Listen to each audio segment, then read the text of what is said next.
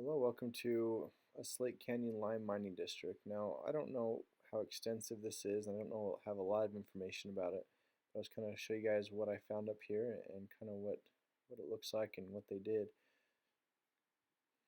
Okay, so first of all, here after this picture here, I want to mention a lime mine is basically a mine that mines rock to make cement.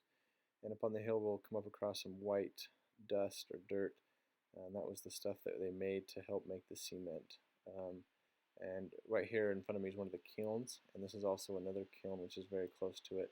I'll kind of just show you guys these massive kilns up here and take you around. There's a bunch of ovens in each of these kilns, so they would take the rock and they would heat it up, melt it down, and turn it into the material they needed to make cement. Above each of these kilns, there's an area where the smoke would all combine together and go out. And then I'll show you guys the quarry as well of where they mined all the rocks to take out and then to make into the cement. I also found what I think might be a natural cave. I don't know if they just found it while they were dynamiting the sides or if they dug it out themselves. I'm leaning more towards it's a natural cave, so I'll show you guys that in just a minute. And then they also had some workings up on this hillside. I don't know if they were mining specifically for cement in that instance, or if they were mining for other things as well. But there is one mine up here that I'll show you guys here in just a minute. So I'll take you guys on a little tour of this area, and if you notice, it is pretty close to the city, so I'm surprised that this is still this much intact for being so close to the city. Right here in front of me, you can see all this white. That is kind of just the runoff from the mine and the smelters, which the kilns, excuse me, that are up here. So I'll take you guys up this hill here and show you guys some more. There's two kilns. I showed you one, and now I'm going to show you the other one just up here as well.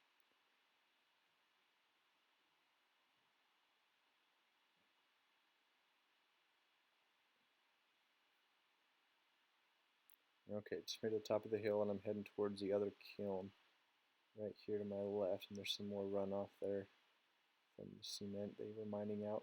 This one actually has one intact oven, which is actually really cool, so I'll take you over there and show you guys that as well. Okay, so here's the first kiln up on here, and these ones are very unburied, and this one is the most completed kiln that's still around. As you can see, they actually welded in some old rail ties to keep it from collapsing in, and it looks really nice. I'm impressed that it's so intact. These other two, there's one here and there's one on the other side. They're mostly collapsed in. There's really not much left. And the other kiln that I showed you guys, all the ovens along the bottom are all pretty much collapsed and full of dirt. So none of them look as good, and that one's pretty collapsed too. You won't see much in there either, so I didn't go any further with the camera. But this is the administrative building, or what's left of it. I don't know what this was meant for, if it was for payroll for those who are working the mine, or what it was, but this is all that's left. I'm just going to kind of show you guys the foundation, and here's a small foundation here of something that was attached to it, so not much left. And then behind us the kiln. This is on top of the kiln here. There's that, I think that was one of the smoke stacks that came up, where all the smoke came out, and up there is now, that's where they mined it all. So that's the opening here, and now I'm up here in the opening looking down, and to my right behind me here, which I'm going to show you, there's actually a little opening which I thought maybe was a mine, but I think it might be more of a natural cave. It only goes in about 5 feet, so I'm not going to go inside right now. I already went in and realized it didn't go anywhere, so I'm just going to show you guys kind of here and show you inside just a little bit, because what you see inside is about all you're going to see in here, because it's a very little cave. So there it ends, right there about 5 feet back, and it kind of goes up there about 7 feet or so, and nothing goes that way, so that's it. Now I'm coming up on this other mine right here.